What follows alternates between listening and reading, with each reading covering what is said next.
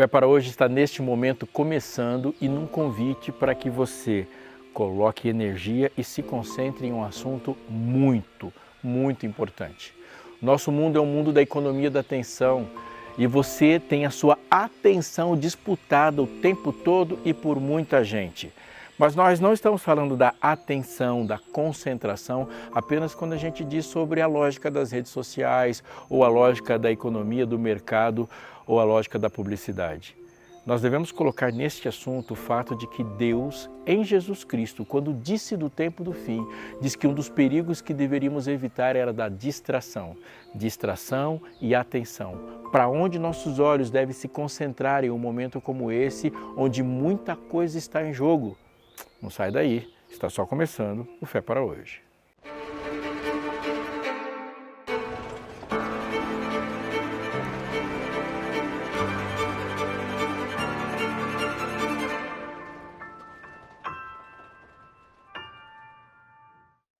Tem uma bênção para colocar na sua mão. Sabe aquela preocupação que você sempre teve sobre a sua saúde emocional, como você lida com seus pensamentos, com as suas emoções e quais recursos você precisa ter para se manter saudável tanto para si como para os outros? Pois bem, a Novo Tempo preparou já há algum tempo essa revista aqui, Mente Feliz. E ela fala de cuidados com a saúde mental. Ela fala desse desafio mesmo, que é viver de uma maneira plena, satisfeita em um mundo onde quase tudo joga contra. Mas temos muitos elementos que jogam a favor, como a alimentação, determinados cuidados, atitudes, movimentos terapêuticos e um posicionamento mental que a gente tem conosco, com Deus e baseado naquilo que Deus falou, ou seja, de maneira infalível para o nosso cuidado. Essa revista ela é produzida de maneira profunda, com muita, mas muita importância técnica, muito conteúdo de qualidade, científico também, preparado por alguém que sabe falar do assunto, que dedicou muitos anos à pesquisa e ao trabalho nisso. Mas ela chega de maneira didática, compreensível, típica para o dia a dia e para qualquer pessoa que quer obter dela essas informações tão importantes. Como que você faz? Só falar com a gente. Manda uma mensagem agora para 12 98244 4449. Vou repetir para você, 12 98244 4449. Conversa com a gente, seus dados serão protegidos, porque nós levamos isso muito a sério e a revista chegará até você gratuitamente. É uma oportunidade tanto que você não pode perder.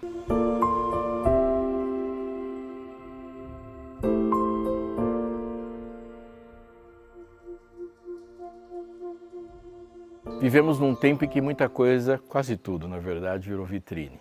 A vida que antes se desenrolava no calor dos encontros, no compasso das conversas longas, foi sendo espremida para caber em telas, em stories, em métricas de visibilidade. E não é só diversão, é um sistema.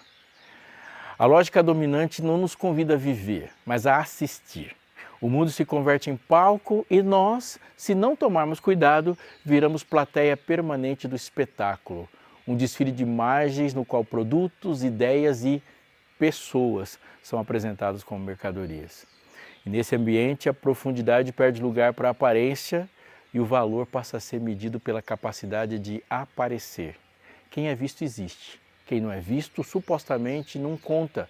O consumo, a publicidade e os grandes meios deixam de ser acessórios e assumir uma função de medidores e mediadores das relações. Em vez de significado nas relações diretas, passamos a procurar identidade no que exibimos, no que acumulamos como imagem, nos sinais de que estamos atualizados. Essa engrenagem promete realização, mas entrega migalhas. O desejo fica sempre no modo fome, porque a lógica é da insatisfação eterna. Tem sempre um produto mais novo, uma experiência mais intensa, uma imagem mais perfeita e a existência se torna um desfile de aparências. Quando uma promessa de plenitude começa a desbotar, outra já apresenta, igualmente incompleta. O resultado é que no lugar de viver a gente consome e o que é sólido hoje vira descartável amanhã. Relações, objetos e até valores passam a ser tratados como itens de prateleira. Duro enquanto me servem, mas perde a serventia, troca por outra coisa.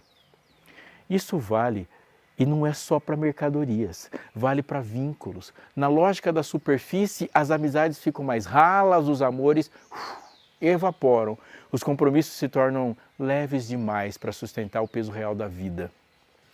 O motor dessa máquina é a pressa, um ritmo acelerado que se reorganiza tudo em torno do que é instante. Conexões breves, experiências instantâneas, recompensas imediatas. O que exige tempo, compromisso e continuidade vai pouco a pouco perdendo espaço. Não é que as pessoas desejem essa rasidão por natureza, é que o sistema nos empurra nessa direção. E a sensação que se instala é o do deslizamento permanente, como se o chão estivesse sempre fugindo de debaixo dos nossos pés. Quando essa cultura do agora se junta com a onipresença do digital, a própria imaginação fica capturada. Não é só que as telas ocupam tempo, é que elas ordenam o modo de desejar, o modo de sonhar, o modo de se relacionar. Passamos a pensar na vida como quem gerencia uma marca, curadoria de imagem, edição constante do que mostramos, ansiedade por reconhecimento. A identidade se constrói pelo que aparece e não pelo que é, e o vazio torna-se social. Muita gente ansiosa por ser vista, mas incapaz de ser conhecida de verdade. É diante disso que há um apelo urgente: recuperar a experiência real, sair do papel de espectador e voltar a ser uma pessoa inteira, presente, com tempo para encontro, silêncio para compromisso e compromissos no silêncio. Reconstruir convivência sobre bases sólidas, onde o outro não é mercadoria, o outro é pessoa. Sabe, o que eu estou falando é contracultural. E é também profundamente espiritual no que diz respeito à relação com o espírito, o contato pessoal com o espírito e, anote, aos avisos do espírito. Porque além de roubar foco, essa avalanche de estímulos rouba o espaço da contemplação. Se cada intervalo é preenchido por uma rolagem infinita, o coração perde a escuta. Sem silêncio, o coração se torna impermeável para arrependimento, para gratidão, para discernimento. E a distração, que parecia neutra, reconfigura a vida por dentro, hábitos, prioridades e, por que não dizer, amores.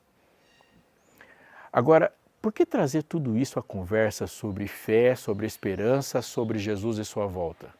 Porque Jesus, ao falar do tempo do fim, insistiu na vigilância. E vigilância não combina com distração crônica. A advertência do Senhor é que a sua vinda será certa, mas não será previsível pelos nossos próprios mecanismos. A vinda é próxima, mas ela não é programável por nós. E que, por isso, a atitude correta não é ansiedade, superstição e nem cálculo de datas, mas uma vida desperta, uma consciência viva, um coração atento. Ele disse: vigiai, pois, porque não sabeis o dia em que vem o vosso Senhor. E ele disse isso no Evangelho de Mateus, capítulo 24, verso 42. Ele usa imagens fortes. Por exemplo, se o dono da casa soubesse a que horas da noite viria o ladrão, vigiaria e não deixaria que a sua casa fosse arrombada.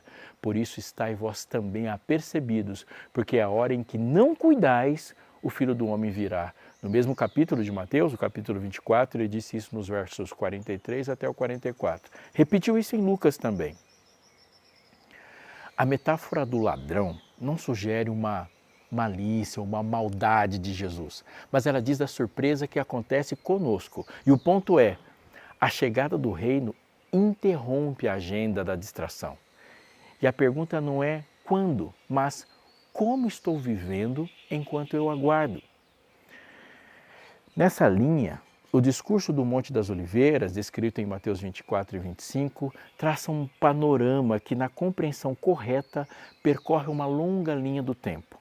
Começa com os sinais que aconteceram e culminaram com a queda de Jerusalém no primeiro século ainda, no ano 70, atravessa séculos marcados por perseguições, enganos religiosos, crises e revoluções geopolíticas, passa por um período prolongado de apostasia e opressão, que lá na Bíblia é descrita como 1260 dias, ou tempo, 2 tempos e metade de um tempo, e alcança uma fase final. o anúncio global do Evangelho do Reino, visto na segunda e na terceira mensagem angélica. Esses sinais na esfera natural, social, no Sol, na Lua, nas estrelas e, por fim, com a vinda do Filho do Homem com poder e grande glória. O foco prático que Jesus dá, porém, é sempre o mesmo. Vede que ninguém vos engane. Ele repete, repete, repete. Vai dizer, não vos assusteis. Ele também vai dizer, perseverai até, não no fim, até o fim. E vai repetir também, vigiai, vigiai, vigiai. Perceba como isso conversa com a nossa cultura de espetáculo e distração. Jesus diz que, como foi nos dias de Noé, assim será a vinda do Filho do Homem. Ele disse isso em Mateus, ele disse também em Lucas. E o que havia nos dias de Noé? Não era apenas imoralidade aberta, era uma normalidade anestesiada. Comiam, bebiam, casavam-se e davam-se casamento. O cotidiano correndo sem Deus no horizonte. Não é o comer, o beber ou casar que são problemas em si, mas é viver como se Deus não fosse um fator, como se a história não tivesse uma direção. Em linguagem de hoje, agendas cheias, telas acesas, feeds atualizados e um coração dormindo. O perigo não é o caos visível, é a indiferença sorridente. Por isso o Senhor repete, vigiai, pois, porque não sabeis o dia e nem a hora. Ele emenda o discurso com 3 parábolas que são cirúrgicas para a geração do espetáculo. A do servo fiel e prudente, descrita em Mateus 24, nos versos 45 até os 51. A parábola das 10 virgens, que é de Mateus 25, primeira parte, do verso 1 ao 13. E a parábola dos talentos, que vem em seguida a parábola das 10 virgens, dos versos 14 até o verso 30. A primeira parábola contrasta 2 estilos de vida enquanto o Senhor demora. O servo fiel alimenta a casa, o infiel usa a demora como desculpa para a violência e para a dissipação. A segunda fala do óleo da vigilância, da insistência, da persistência, da perseverança. Algo que não se empresta, não se compra de última hora, porque não é coisa, é relação e relação com o noivo. Caráter formado na presença de Deus, comunhão alimentada no secreto, fidelidade em pequenas coisas e tudo isso produzindo uma espera constante. A terceira recalibra a espera. Não é para cruzar os braços, é para trabalhar, multiplicar, servir, entregar o melhor de si ao reino, viver o talento. Em todas, o fio é este. A vinda é certa e surpreendente. Por isso, viva como quem espera e não como quem esqueceu.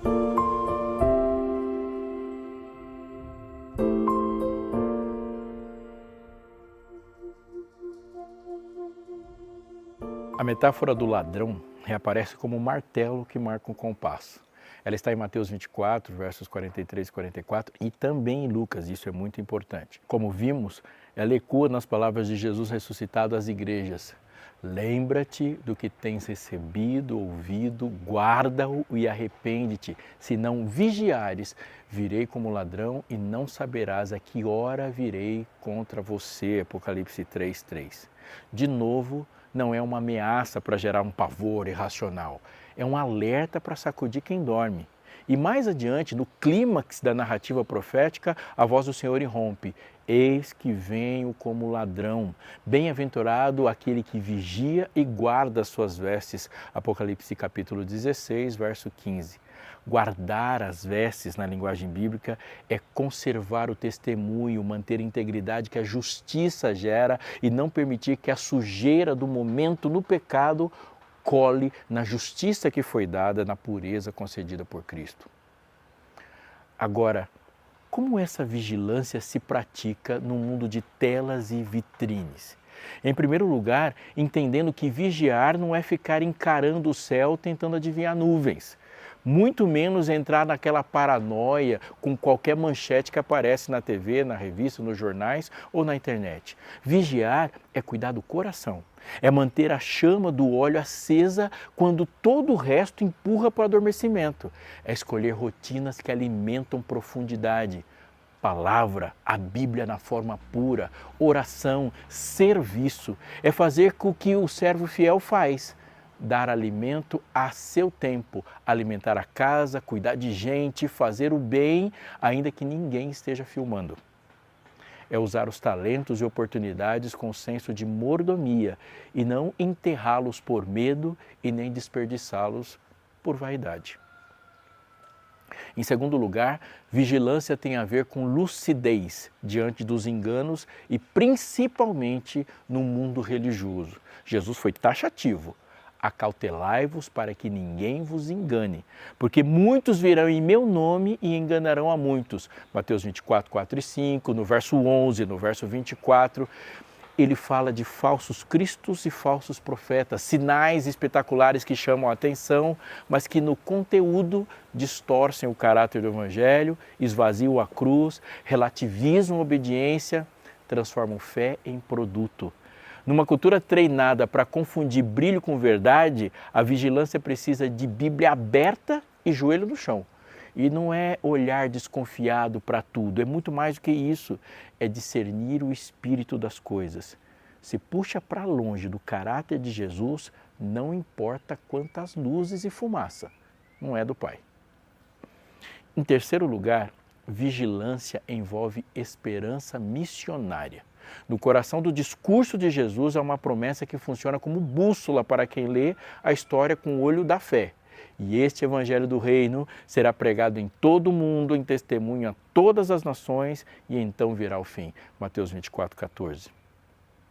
No entendimento historicista da profecia, esse é o entendimento correto, essa palavra tem ecoado de forma progressiva. Apesar de sombras densas no longo dos séculos, a palavra avançou e nos tempos finais ela viria de um impulso peculiar, uma convocação mundial e a volta da adoração real e ao Cristo da Bíblia. Temei a Deus e dai-lhe glória, adorai aquele que fez o céu, a terra, o mar e as fontes das águas. A primeira mensagem angélica escrita em Apocalipse 14, versos 6 e 7. Isso se conecta com uma leitura que vê na série de sinais mencionados por Jesus. O sol escurecerá, a lua não dará sua claridade, as estrelas cairão do céu, isso em Mateus 24, repetido em Lucas, repetido em Marcos também. E esses marcos históricos que despertam consciência para a proximidade da vinda de Jesus.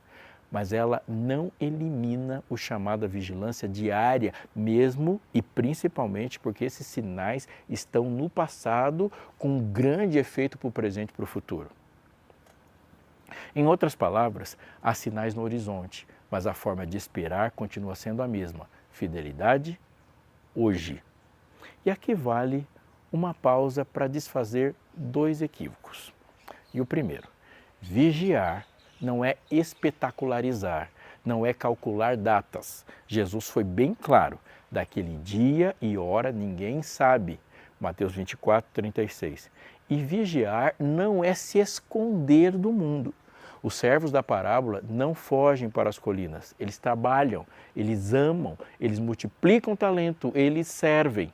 A vigilância bíblica é ativa, é ética no trabalho, é pureza nos relacionamentos, é generosidade com os vulneráveis, é coragem para ser diferente quando todo mundo quer mais do mesmo.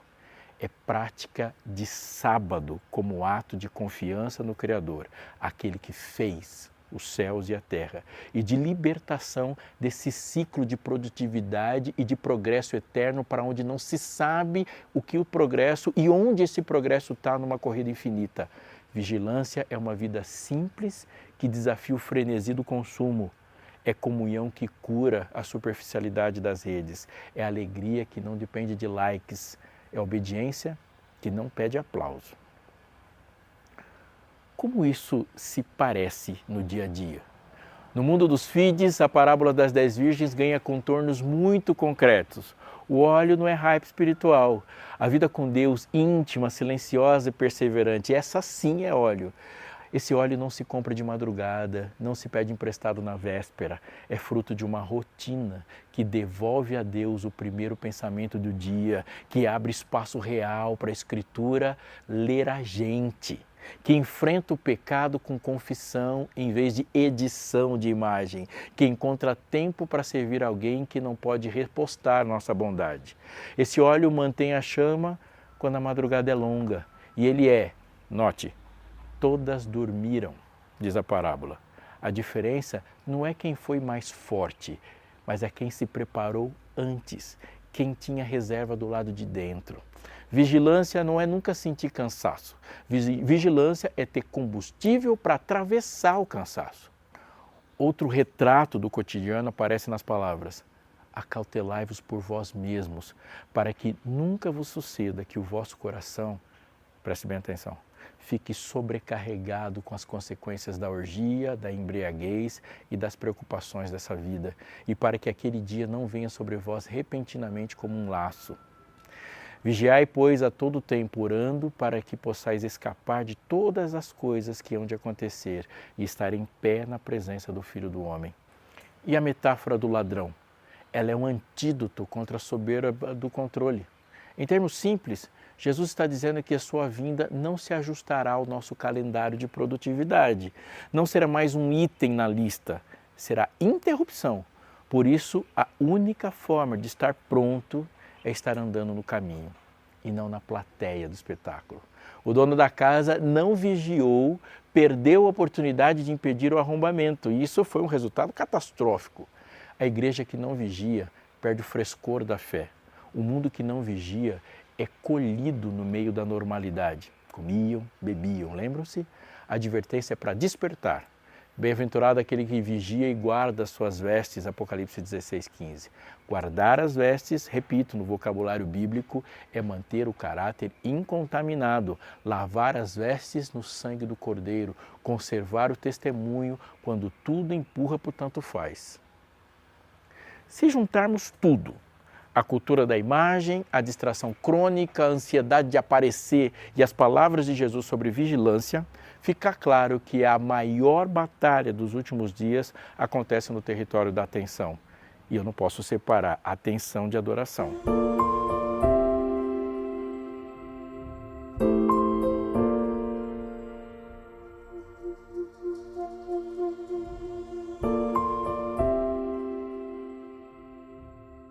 No fim, vigiar é cuidar do que você contempla. Se olho demais o espetáculo, a minha alma vira plateia. Se contemplo Cristo, autor e consumador da fé, sou transformado de glória em glória. O olhar molda o coração. Por isso, há práticas simples e poderosas. Anota aí. Limitar intencionalmente o tempo de tela. Separar blocos de oração e leitura que não sejam sobra do dia. Reformar a casa, para que a mesa volte a ser lugar de conversa sem aparelhos. Recuperar a sua guarda real do sábado como um ato concreto de confiança. Um dia em 7 para descansar em Deus por causa de Deus e sem correr atrás do vento. Servir de forma visível alguém que não tem como retribuir na lógica da imagem. Essas coisas aumentam a reserva de óleo. Alguém pode dizer, mas isso é difícil demais no mundo real. Sim, é. Por isso Jesus falou de perseverança e de um poder que Ele dá. Aquele que perseverar até o fim será salvo. Perseverar não é heroísmo, não é aquilo que você faz isoladamente, é graça diária, é graça e essa graça dá o querer e o efetuar. Planta em nós um anseio pelo que dura, fortalece o sim quieto das pequenas fidelidades.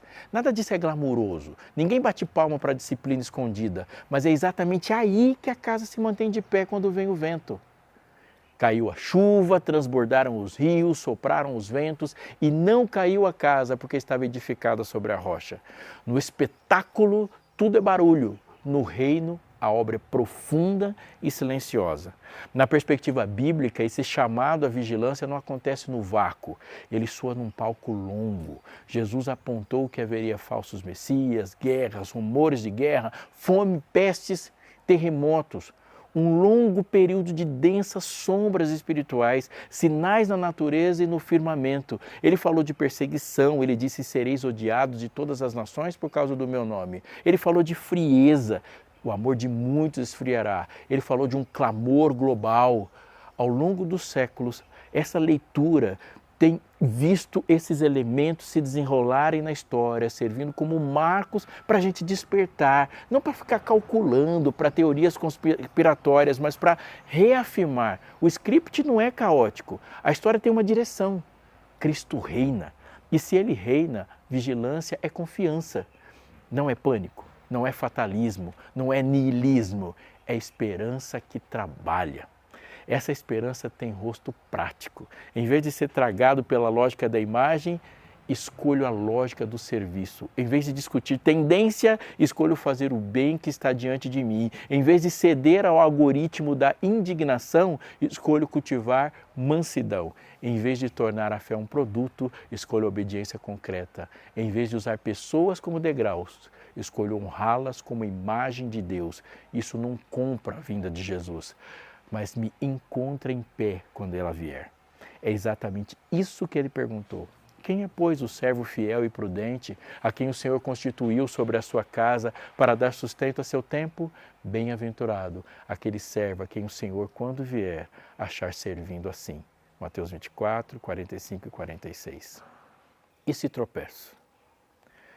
Se me percebo já capturado pela distração, já dependente do olhar alheio, já distante do silêncio, já distante da palavra, a vigilância cristã tem um caminho automático. Arrependimento.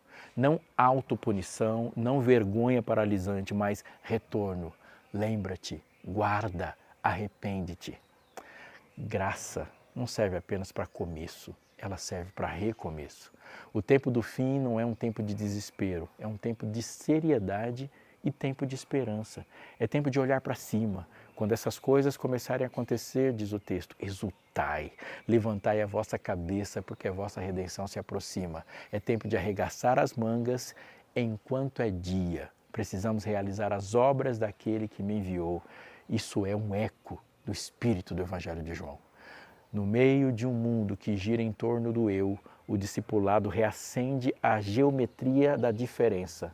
Deus no centro, o próximo no horizonte e eu a serviço. Isso liberta e tira-nos do cativeiro do espetáculo, porque quando a referência deixa de ser a vitrine e passa a ser o rosto do outro, o coração vai devagar, descobrindo alegrias que não precisam ser postadas para existirem. A vigilância, então, deixa de ser medo e vira amor atento. Atento às necessidades, atento às tentações, atento aos atalhos, atento às oportunidades de bondade. E sim, atento ao céu, à eternidade, à nova terra, não como quem foge numa perspectiva escapista, mas como quem sabe que a eternidade e a terra renovada é o destino traçado por Deus e que viver já pode ter sabor de futuro. No fim das contas, a pergunta não é quanto tempo falta, mas que tipo de pessoa estou me tornando enquanto espero. Os evangelhos respondem, gente vigilante, com óleo no coração, com mãos à obra, com olhos limpos. Gente que ouve o passo do Senhor, mesmo quando o barulho do mundo é alto. Gente que, se for surpreendida à meia-noite, será surpreendida servindo. Gente que cuida das vestes, gente que no mundo que valoriza o palco, escolhe o bastidor do amor. E quando o ladrão chegar, que não é ladrão, é o Senhor, que chega e no mundo todo que fica distraído, que Ele encontre você acordado. Acordado não no sentido de inquieto, mas no sentido de presente. Presentes diante de Deus, presentes para serem amados, presente para a missão que Ele nos confiou. Com menos plateia e mais presença, com menos espetáculo e mais essência, com menos correria, mais comunhão, com menos cálculo, mais confiança. Porque bem-aventurado é aquele servo a quem o Senhor, quando vier, o achar fazendo assim. E bem-aventurado aquele vigia e guarda as suas vestes. Que essa bem-aventurança seja minha, seja sua, seja nossa, aqui e agora, até o dia em que a surpresa se transforme em alegria e que nós o vejamos vindo na nuvem do céu com poder e grande glória.